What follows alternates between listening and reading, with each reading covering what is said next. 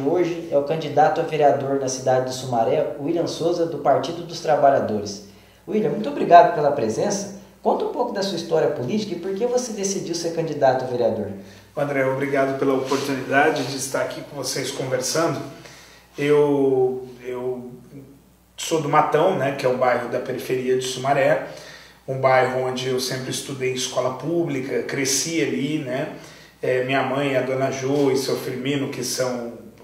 minha mãe é faxineira, meu pai é porteiro, e eu comecei minha atuação política como presidente do Grêmio Estudantil da escola que eu estudei, que é o Solange Marobelo. A partir daí eu fui para o movimento estudantil, onde fiz lutas na cidade pelo passe livre, fui para a União Paulista dos Estudantes Secundaristas, depois assumi a Associação de Moradores do Bairro Matão, e depois eu fui assessor de deputado, assessor de vereador, e fui trabalhando sempre nesse sentido e sempre pela luta. E para o movimento de moradia, onde eu ganhei grande força de representatividade da população por defender a causa de moradia em Sumaré, que tem um déficit habitacional enorme e que falta políticas habitacionais. E por isso eu engajei e hoje sou candidato a vereador para representar a periferia e para representar os setores de esquerda desenvolvidos na cidade que precisam de uma representatividade.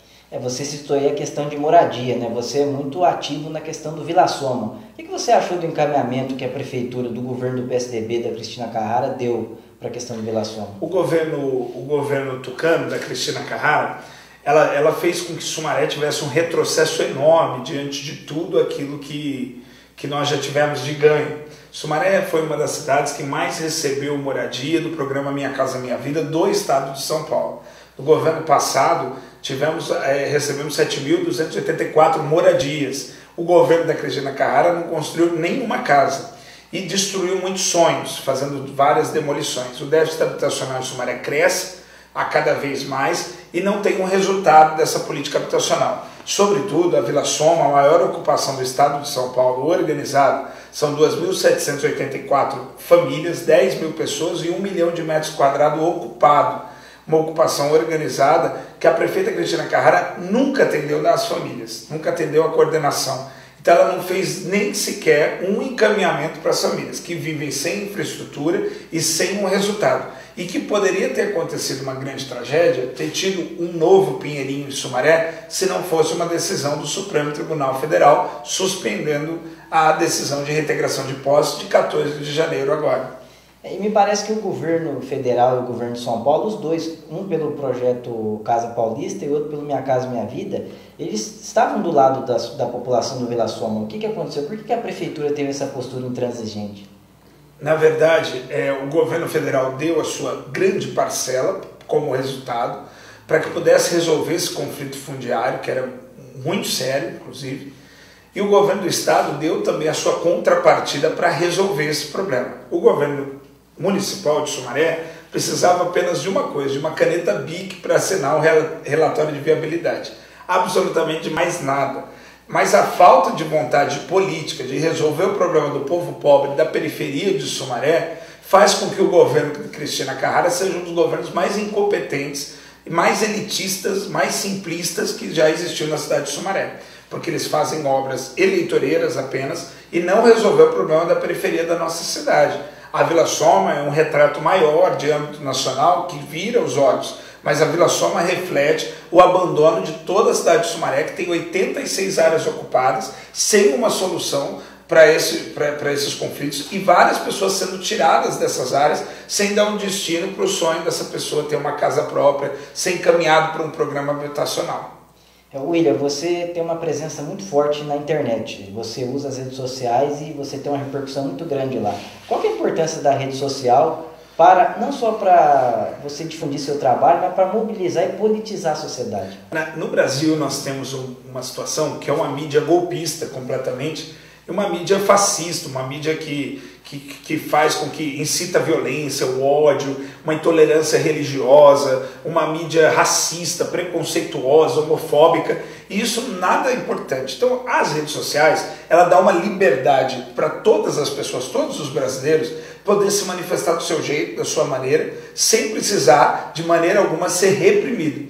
Então nós usamos as redes sociais para poder dar voz para as pessoas da periferia. Então Então eu manifesto aquilo que eu sei, aquilo que eu sinto como usuário do SUS, como eu pego o busão, como eu enfrento no meu bairro o buraco na rua, o problema de moradia. Então eu transmito ali aquilo que eu penso e aquilo que eu sinto. E fora isso, eu transmito aquilo que eu ouço na rua, aquilo que eu encontro na rua, que as pessoas falam, que as pessoas reclamam. Eu uso a rede social para dar uma repercussão maior àquilo que a mídia se nega a fazer em nome da Dona Maria, do seu João, do seu Zé, de todas as pessoas que querem falar um pouco mais.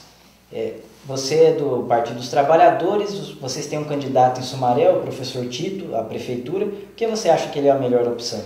Na verdade, nós acreditamos muito, o Partido dos Trabalhadores foi o partido que mais, que fez o Brasil crescer.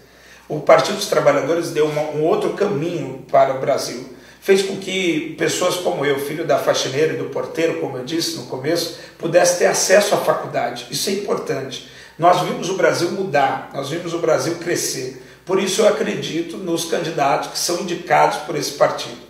Acredito nas pessoas que são indicadas pelo Partido dos Trabalhadores para poder disputar um pleito eleitoral. Isso é muito importante. Então, as escolhas do meu partido, escolhidas democraticamente e internamente, são escolhas importantes, que eu sigo bem e que eu faço a recomendação conforme ser um militante fiel ao Partido dos Trabalhadores. William, para encerrar a entrevista, por que o eleitor de Sumaré deve votar em você? O eleitor de Sumaré, ele não deve, ele tem a opção de votar em mim. E essa opção passa por 464 candidatos a vereadores que a nossa cidade tem. Eu acredito que nós estamos nos apresentando como o novo para a cidade. O novo para poder... Veja, a cidade de Sumaré, ela é administrada sempre pelos mesmos sobrenomes, há muito tempo. Os mesmos sobrenomes, ou quem tem um padrinho político muito importante. E a política tem um pouco disso, André, que ou você tem dois caminhos, ou você tem o do padrinho político, ou você tem que tentar a sorte com força e ir para frente e tentar passar. Eu escolhi o caminho mais difícil, que é esse, não ter o padrinho político, não ter ninguém por trás, não ter as empreiteiras, não ter ninguém ajudando nesse sentido. E eu vou com a força do povo. O eleitor de Sumaré tem a opção nesse ano de colocar alguém na Câmara que sente na pele aquilo que o povo passa e que tem coragem para falar aquilo que nós precisamos falar naquela tribuna.